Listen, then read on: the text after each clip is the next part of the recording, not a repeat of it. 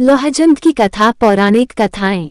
इस पृथ्वी पर भगवान श्री कृष्ण की जन्मभूमि मथुरा नगरी है। वहां रूपनिका नाम की एक वेश्या रहती थी। उसकी मां मकरदष्ट्रा बड़ी ही कुरूप और कुबड़ी थी। वह कुटनी का कार्य भी करती थी। रूपनिका के पास आने वाले युवक उसकी मां को देखकर बड़े दुखी होते थे। एक बार रूपनिका पूजा करने मंदिर में गई। वहां उसने दूर खड़े एक युवक को देखा। युवक ने भी रूपनिका को देखा और देखते ही वह उस पर आसक्त हो गया। वह उसे प्राप्त करने के लिए विचार करने लगा। बेचारा युवक आया तो था पूजा करने, किंतु वेश्या पर मर मिटा। रूपनिका की मन स्थिति भी इसी प्रकार की हो गई थी। वह भी पूजा करने आई थी, किंतु युवक पर मोहित हो गई। उसने अपने साथ आई सेविका से कहा, देखो वह सामने एक युवक खड़ा है, जाकर उससे कहो कि आज रात्रि वह मेरे घर पर पधारे। सेविका युवक के पास गई और बोली, युवक, वह सामने मेरी स्वामिनी रूपनिका खड़ी हैं। उन्होंने आज रात्रि आपको अपने घर आमंत्रित किया है, आप अवश्य आने की कृपा करें।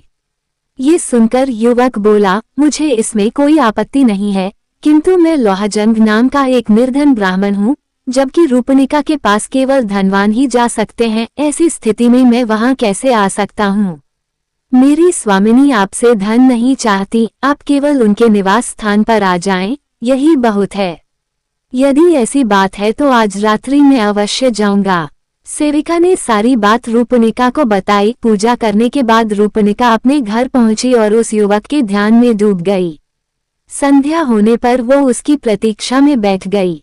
लोहजंग निश्चित समय पर रूपनिका के पास पहुंच गया। मकरदष्ट्रा को बड़ा आश्चर्य हुआ, क्योंकि उसने रूपनिका को काफी समझा बुझाकर मंदिर भेजा था। लोहजंग को आया देख रूपनिका प्रसन्नता के साथ उसे अपने शयन कक्ष में ले गई। उसने अपनी मां की भी कोई परवाह न की। लोहजंग के साथ सहवास करने से रूपनिका को अपार आनंद प्राप्त हुआ था। वह अपने जीवन को धन्य समझने लगी। उसने अन्य युवकों से संबंध तोड़ लिए और केवल लोहजंग की होकर रहने लगी। लोहजंग भी आनंद पूर्वक उसी के घर में रहने लगा।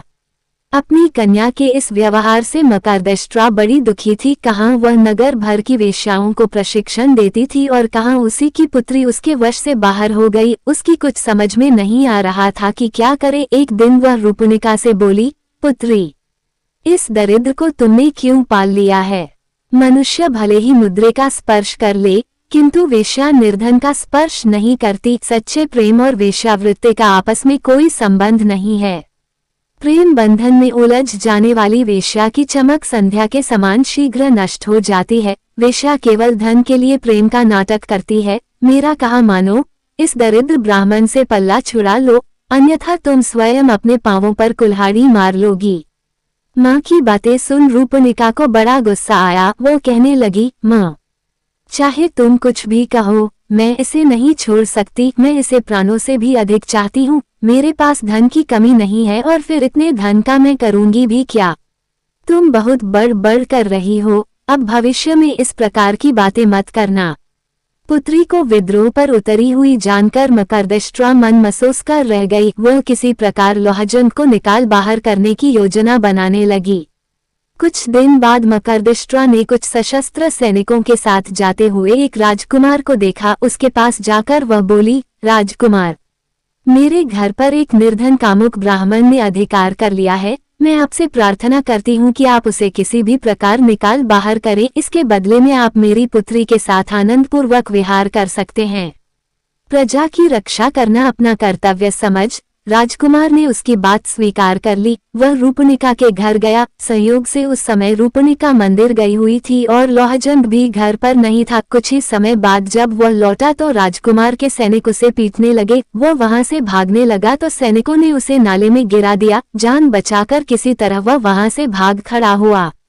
लौटने पर रूपनिका ने घर की दशा देखी और जब उसे सब कुछ ज्ञात हुआ तो वह बहुत दुखी हुई। फिर राजकुमार को भी लगा कि उसने जो कुछ किया वो उचित नहीं था। तब उसने रूपनिका के भोग का विचार छोड़ दिया और वहां से निकल पड़ा। लोहजंग समझ गया कि यह सब मकरदष्ट्रा की करतूत है। उसे उस पर भारी क्रोध आ रहा था, किंतु वह विवश था, इसलिए वो किसी तीर्थ में जाकर आत्मघात करने का विचार करने लगा। तपती दोपहरी में वह आगे बढ़ रहा था। मकरदष्ट्रा के व्यवहार से दुखी तो वह था ही, ऊपर से भयंकर गर्मी में चलना भी कठिन हो गया। तब इधर उधर छाया की खोज करने लगा। जिसका वहां नाम भी न था। तभी उसे एक मरे हाथी की खाल दिखाई दी, जिसका मांस गीदड़ों ने खा लिया था, किंतु चमड़े को वे नहीं खा पाए थे।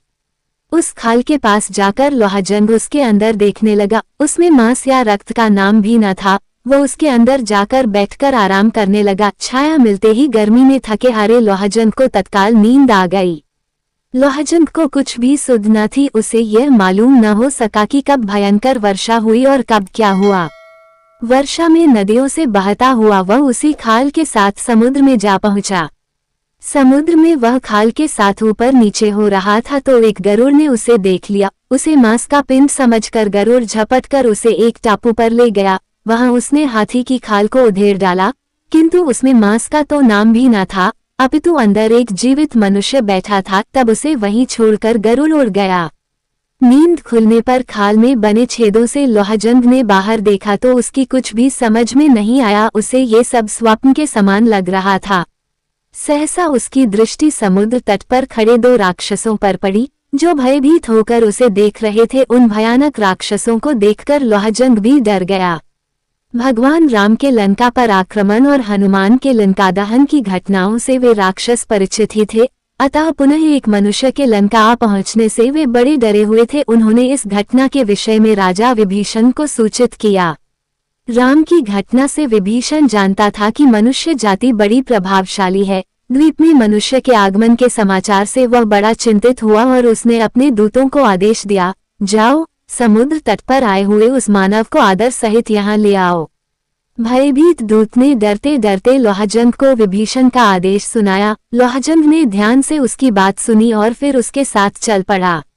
लंका की शोभा देखकर लोहाजंग को बड़ा आश्चर्य हुआ। सोने की लंका जगमगा रही थी। दूत के साथ लोहाजंग विभीषण की सभा में पहुंचा, जहां उसने विभीषण को देखा। विभीषण ने ब्राह्मण समझकर लोहाजंग का समुचित सत्कार किया और उसका परिचय जानने के लिए पूछा, ब्राह्मण देवता, आप कौन हैं? आपका यहाँ आगमन कैसे हुआ? लोहाजंग सरासर झूठ बोल गया, मैं मथुरा निवासी एक कुलीन ब्राह्मण हूँ। अपनी दरिद्रता से दुखी होकर मैंने निराहार रहकर भगवान विष्णु की तपस्या की। तब भगवान ने स्वप्न में दर्शन देकर मुझसे कहा, पुत्र, तुम लंका नरेश विभीषण के पास जाओ, वह मेरा परम भक्त है, वह तुम्हें मुंह मांगा धन देगा। मैंने भगवान से कहा, मैं विभीषण के पास पहुंचूंगा कैसे? कहाँ राजा विभीषण, कहाँ मैं? तुम शीघ्र जाओ, तुम्हारी भेंट विभीषण से होगी, भगवान बोले। इसके बाद जब मेरी नींद खुली तो मैंने स्वयं को इस द्वीप पर पाया। इससे अधिक मुझे कुछ मालूम नहीं है।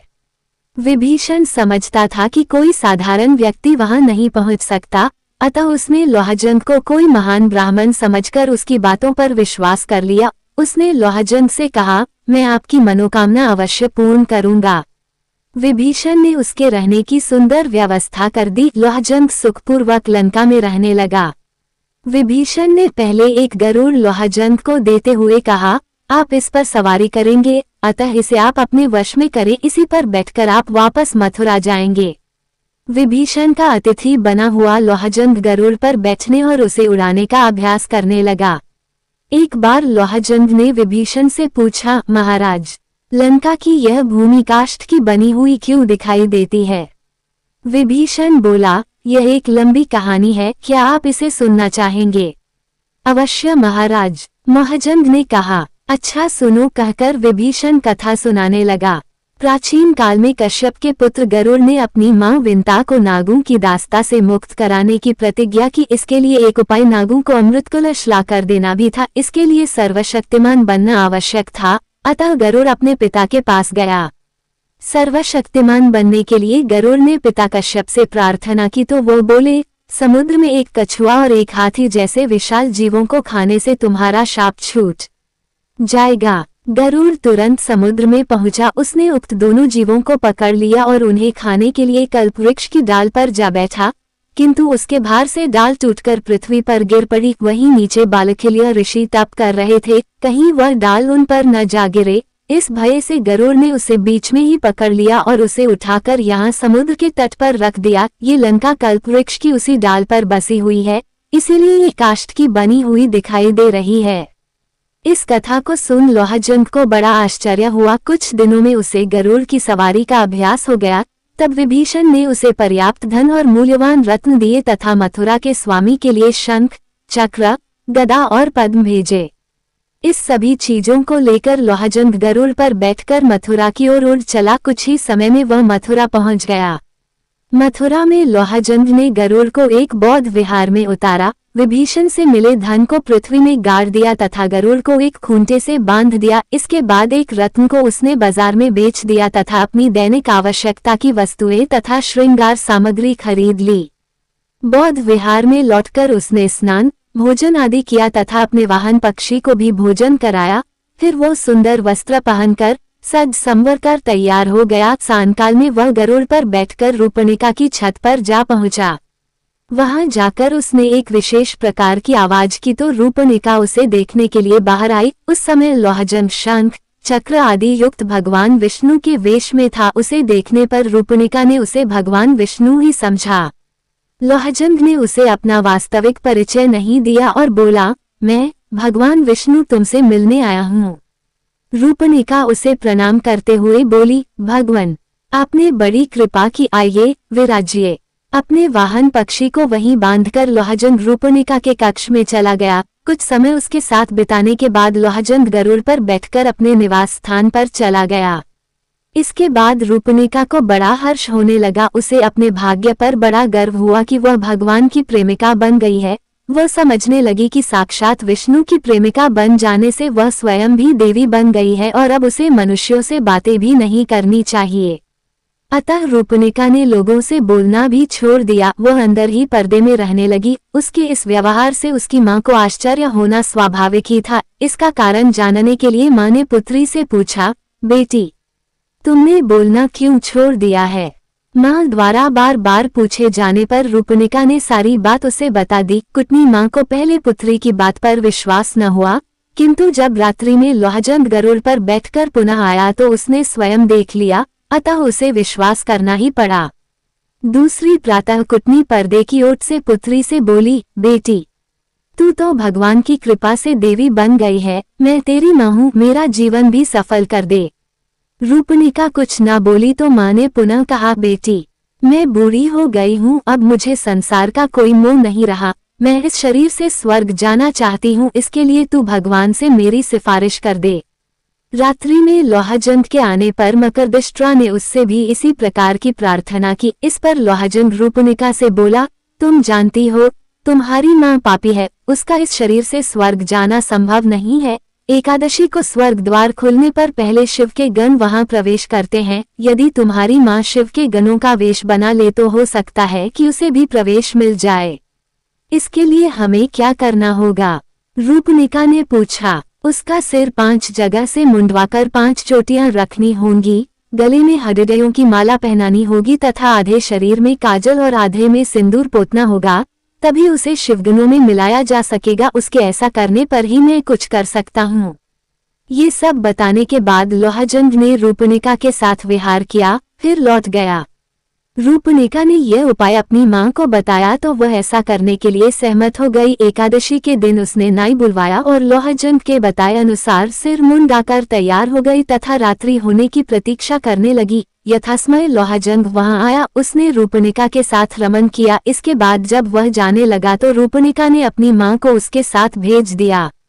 कुटनी को गरुड़ पर बैठाकर लोहाजंग उड़ चला। मार्ग में एक मंदिर के पास चक्र के चिन्ह वाले पत्थरों के कुछ खंभों को देखा तो कुटनी को एक खंभे पर बिठा दिया और उससे कहा, मैं शिव के गणों के पास जाता हूँ और तुम्हें स्वर्ग में प्रवेश दिलाने का प्रयत्न करता हूँ, तब तक तुम मेरी यही प्रतीक्षा करो। बुढ़िया कुटनी को वहां बैठाकर लोहाजंग उड़ गया। आगे एक मंदिर में रात्रि जागरण हो रहा था, लोग कीर्तन कर रहे थे। लोहाजंग आकाश से ही उनसे बोला, भक्तों, आज तुम पर महाविनाशक महामारी गिरने की संभावना है। उससे बचने का केवल एक ही उपाय है कि सब मिलकर भगवान का भजन करो। इसके बाद वह पुनः आगे बढ़ गया। आकाशवाणी सुनकर भक्त जोर जोर से कीर्तन करने लगे।